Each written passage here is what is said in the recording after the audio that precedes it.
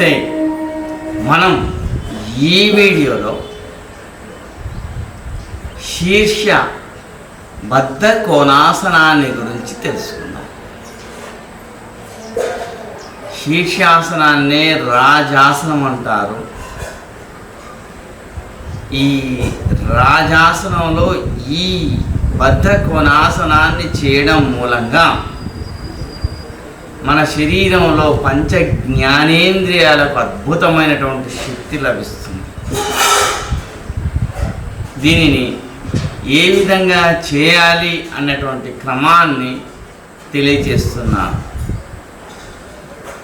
అయితే ఇది శీర్షాసనం కాబట్టి మనం మన తల భాగాన్ని నేల భాగానికి ఉంచవలసి ఉంటుంది. కాబట్టి మెత్తటి రగ్గును తీసుకొని దాని సహాయాన్ని తీసుకొని ఈ శీర్షాసనాన్ని వేసి ఆ తర్వాత బద్ధ కోణాసనాన్ని ఆచరించవలసి ఉంటుంది. ఈ ఆసనం తర్వాత మనం ఖచ్చితంగా అనులోమ విలోమ ప్రాణాయామాన్ని 2 నుంచి 5 నిమిషాల సేపు చేయడం మూలంగా దాని యొక్క సంపూర్ణ ఫలితాన్ని మనం పొందవచ్చు. ఈ ఆసనాన్ని చేస్తున్నాను, చూడండి.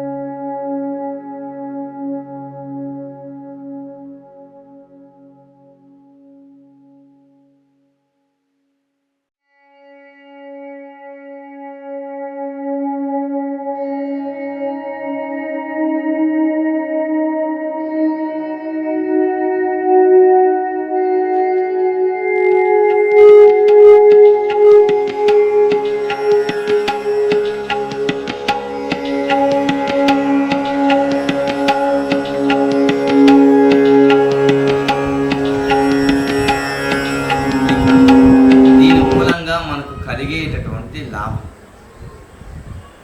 ఇది శీర్షబద్ధ కోణాసనం కాబట్టి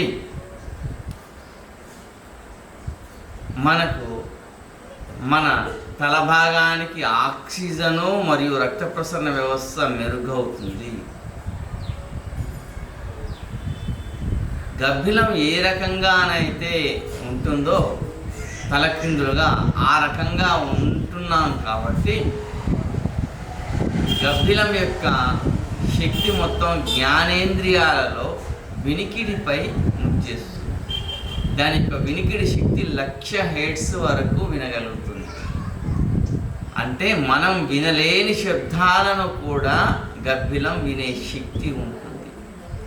వాస్తవంగా కుక్క కూడా మనం వినలేని శక్తిని వింటుంది, వినలేని శబ్దాలను వింటుంది 50,000 హెర్ట్జ్ వరకు. అంతకంటే రెట్టింపు గర్భిలం వినగలుగుతుంది. అంటే మనం వినలేని శబ్దాలను కుక్క వినగలిగితే ఆ కుక్క వినగలిగేటటువంటి శబ్దాల కంటే రెట్టింపు శక్తిని కలిగి ఉంటుంది గర్భిలం వినగలిగే శబ్దాలు. అంటే ఎంత అద్భుతమైన శక్తియో చూడండి. ఈ శీర్షాసనం మీకు అద్భుతమైనటువంటి శక్తిని ఇస్తుంది. మీ జ్ఞానేంద్రియాలకు అద్భుతమైనటువంటి శక్తిని అందజేస్తుంది. మీ మానసిక శక్తి అనేది అద్భుతంగా మారి దృఢంగా తయారవుతాం. ఈ శరీరం సంపూర్ణ ఆరోగ్యాన్ని పొందుతుంది.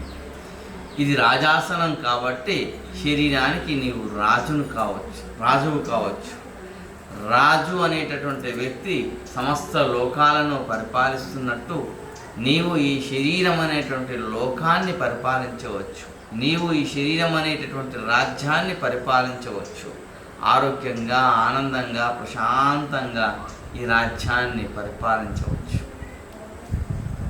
ఇంతకు మించిన అద్భుతమైనటువంటి ఆసనం లేదు కాబట్టే మన పెద్దలు రాజాసనాన్ని, శీర్షాసనాన్ని రాజాసనంగా నిర్ణయించారు. ప్రతినిత్యం ఆచరించండి, ఎంతో లాభం పొందండి. ఒక వాస్తవాన్ని గుర్తించండి, మన ఇంట్లోనే మనం కూర్చొని మన ఆరోగ్యాన్ని మనం బాగు చేసుకునేటటువంటి శక్తి మనకు ఉంది. మన మహర్షులు మనకు అందజేశారు.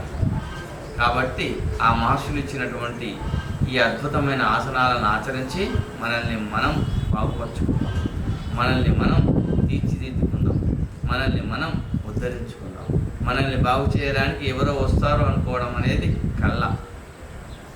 కాబట్టి నేను తెలియజేసే ఈ వాస్తవాన్ని గమనించి మనల్ని మనమే బాగుపరుచుకుందాం. సర్వే జనా సుఖినో భవంతు. ఓం శాంతి శాంతి.